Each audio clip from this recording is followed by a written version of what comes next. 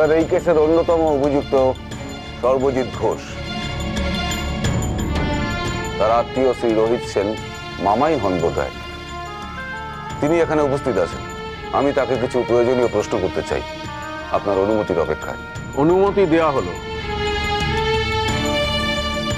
রোহিত সেন হাজির।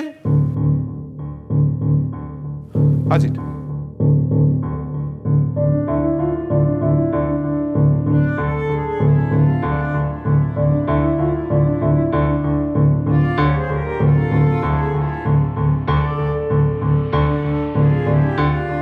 যাহা বলিব সত্য বলিব, সত্য বই মিথ্যা বলিব না।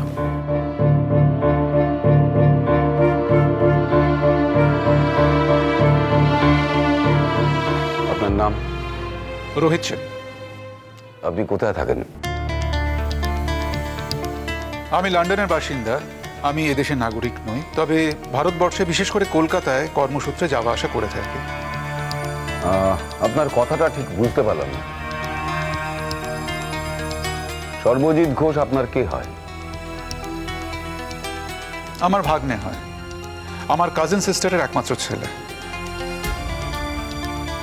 সর্বজিৎকে আপনি কতদিন ধরে চেনেন? জন্ম থেকেই চিনি। আচ্ছা, আপনি কি বিশ্বাস করেন যে আপনার ভাগ্নে কিডন্যাপ করার মতন কোনো কাজ করতে পারে?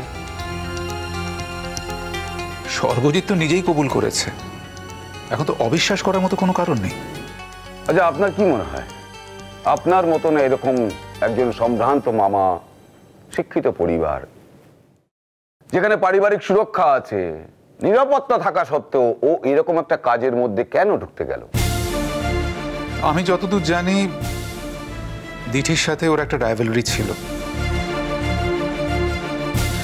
পুরনো রাইভেলরি, এবং সেটা কতকটা আমার জন্যই শুরু হয়েছিল। আমি দিঠিকে নিজের মেয়ের মতো ভালোবাসি, ভালোবাসতাম, ভালোবাসি, ভালোবাসবো। কোথায় যেন সর্বজিতের মনে হয়েছিল যে সর্বজিতের প্রতি ভালোবাসাটা আমার কমে যাচ্ছে। Very silly if I may say so, your honour, but it's what it is. তো আমি সর্বজিৎকে বহুবার বোঝানোর চেষ্টা করি, কিন্তু বোধহয় আমারই অক্ষমতা যে আমি ওকে বোঝাতে পারিনি। ওদের রাইভালরিটা আমি থামাতে পারিনি। দেখলেন তো, সেটা তো থামানোই গেল না, বরং অনেক বেশি বেড়ে গেল, তাই তো?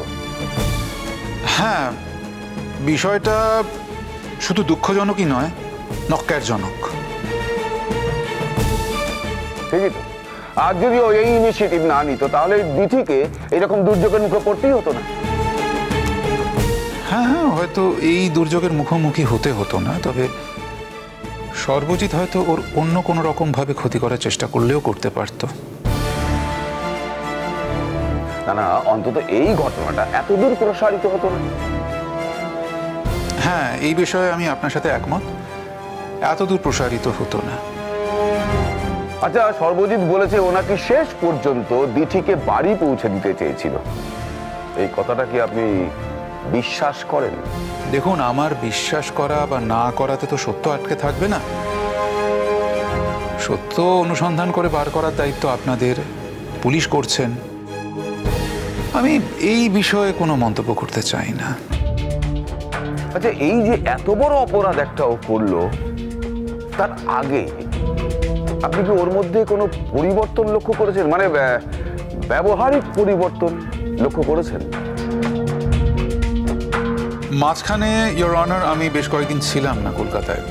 কলকাতা ছাড়ার আগে থেকেই দিঠি মিসিং ছিল। কলকাতা ছাড়ার আগে আমি সর্বজিতের বাড়িতে গিয়েছিলাম, তখন কিন্তু ওকে দেখে আমার অত্যন্ত সহজ এবং স্বাভাবিক বলে মনে হয়েছিল। তাহলে নিশ্চয়ই ওটা ওর ভান। ও কনভিন্স করতে চেষ্টা করেছিল আপনাকে যে ও বদলে গেছে।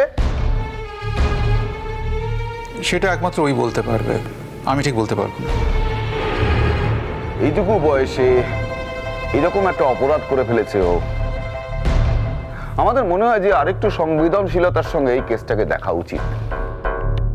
এই ব্যাপারে আমি কোনো মন্তব্য করতে চাই না। সংবেদনশীলতা দেখানোর ব্যাপার আপনাদের, মহামান্য বিচারপতির। তবে আমার ক্ষুদ্র বুদ্ধি দিয়ে আমি এটুকুনি বুঝতে পারি যে একটা কেসে যদি সংবেদনশীলতা দেখানো হয় তাহলে অপর কেসটাতেও একই রকম সংবেদনশীলতা দেখানো উচিত। আপনার কথাটা ঠিক বুঝতে পারলাম না। এটা তো না বোঝার মতো কিছু নেই, খুব সহজ। যদি সর্বজিতের কেসটা সংবেদনশীলতা দিয়ে বিচার করা হয় তাহলে ঐতিহ্যর কেসটাও একই রকম সংবেদনশীলতা দিয়ে কিন্তু বিচার করা উচিত বলে আমি মনে করি।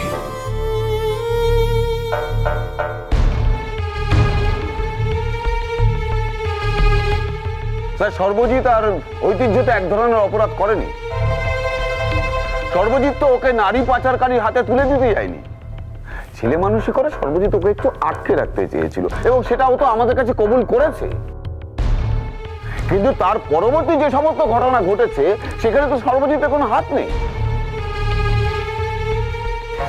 স্যার, মহামান্য আদালতের সামনে দাঁড়িয়ে এইভাবে মিথ্যাচরণ করা একজন আইনজীবীর পক্ষে অধর্ম স্যার।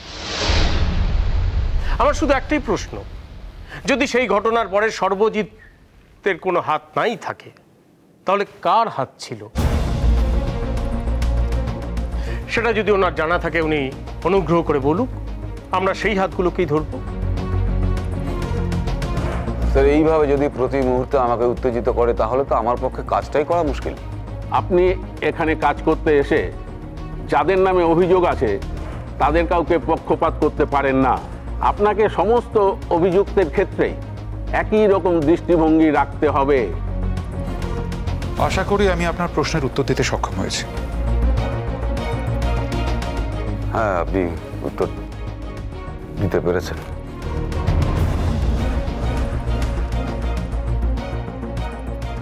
স্যার, আপনার অনুমতি পেলে আমি শ্রী রোহিত সেনকে কয়েকটি প্রশ্ন করতে পারি? অনুমতি দেয়া হলো। ধন্যবাদ। রোহিত বাবু, আমি আপনাকে দুটি প্রশ্ন করব। দেখুন, আমার মতে সর্বজিৎ ঘোষ খুব ঠান্ডা মাথায় পরিকল্পনা করে কাজটি করেছে। প্রোগ্রামের দিন ও দিঠিকে বাড়ি থেকে ডেকে আনার ব্যবস্থা করে এবং দিঠি যখন আসে তখন অন্ধকারের সুযোগ নিয়ে দিঠির মুখ বেঁধে একটি গাড়িতে তুলে দেয়। গাড়িটা কিন্তু আগেই সেখানে ছিল, তার মানে ধরা যেতেই পারে যে এটা পূর্ব পরিকল্পিত। এবং একটি ছেলেকে দিয়ে দিঠিকে সেই গাড়িতে করে রিসর্টে পাঠানো হয়। সেই ছেলেটি যে দিঠির আরো বড় কোনো ক্ষতি করতো না সেটা কিন্তু আমরা হলফ করে বলতে পারি না। আমরা অনুসন্ধান করে জানতে পেরেছি সর্বজিৎ ঘোষের পরিকল্পনা ছিল সেদিন সারা রাত দিঠির সঙ্গে ওই রিসর্টে কাটানো।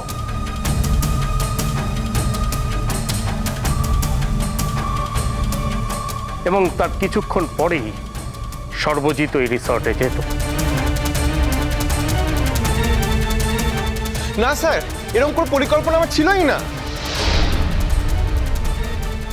যদি পরিকল্পনা থেকেও থাকে তো আমি আশা করব আপনারা অনুসন্ধান করে সেটা বার করবেন এবং মহামান্য বিচারককে জানাবেন, কারণ অন্তিম ডিসিশন নেবার অধিকারী একমাত্র উনি। Objection, your honour. স্যার, এরকম কোনো পরিকল্পনা ছেলেটি ছিল না। পরিকল্পনা ছিল ঐতিহ্য।